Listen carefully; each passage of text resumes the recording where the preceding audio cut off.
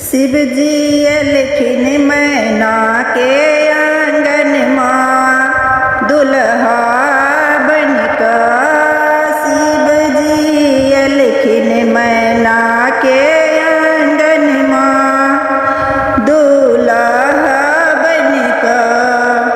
सबके जजमाया बैठ हाथी ओ घोड़ा पर। सबके जजमाया बैठ हाथी ओ घोड़ा पर। शिव जी अलखिन चढ़ का बसहा पर दुल्हा बनका। शिव जी अलखिन चढ़ का बसहा पर दुल्हा बनका। शिव जी अलखिन मैना के आंगन माँ दुल्हा बनका। शिव जी अलखिन मैना के आंगन माँ दुल्हा बनका।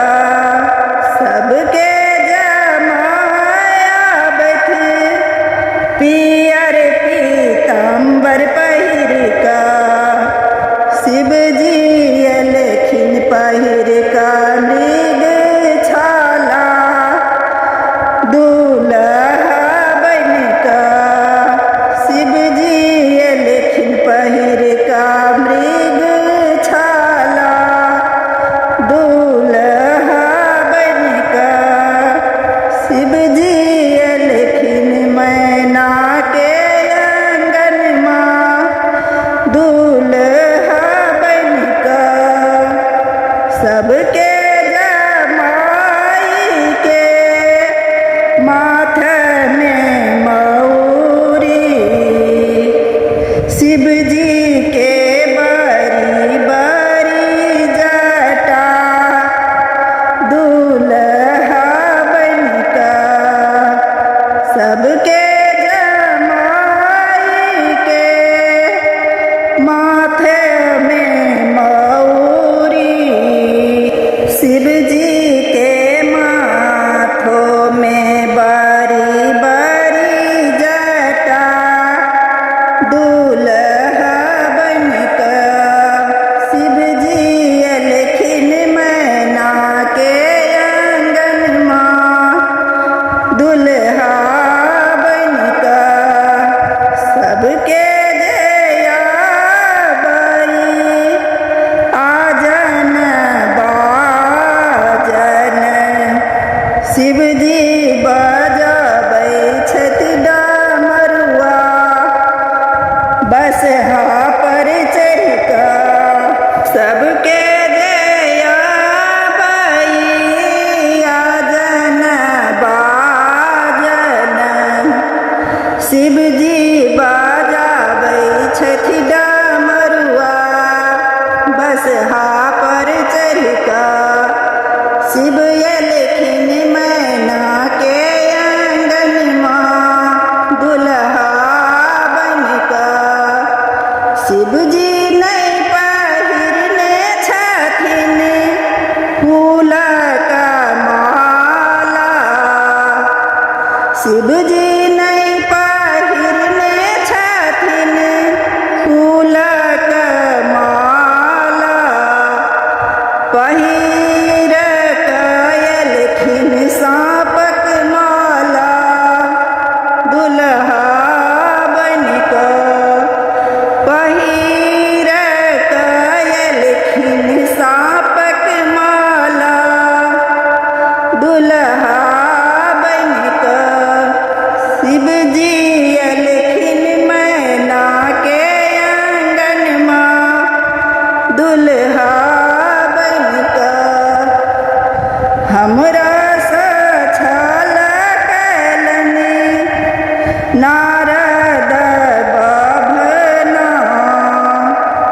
हमरा सछल कैलन नारद बाभना। गौरी के बर अलखिन भिखारी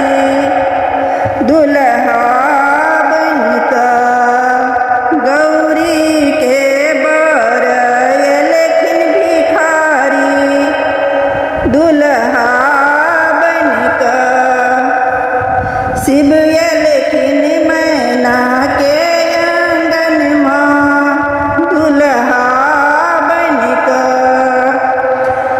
इच्छाती दुनिया के पालक मैना समझत भिखारी है इच्छाती दुनिया के पालक मैना समझत भिखारी है हे मैना जमाई यहाँ के छठी त्रिपुरारी है हे मैना यहाँ के जमाई छठी त्रिपुरारी है जाने छठी जगत जग जानी दुल्हा बनिक जाने छठी जगत जग जानी दुल्हा बनिक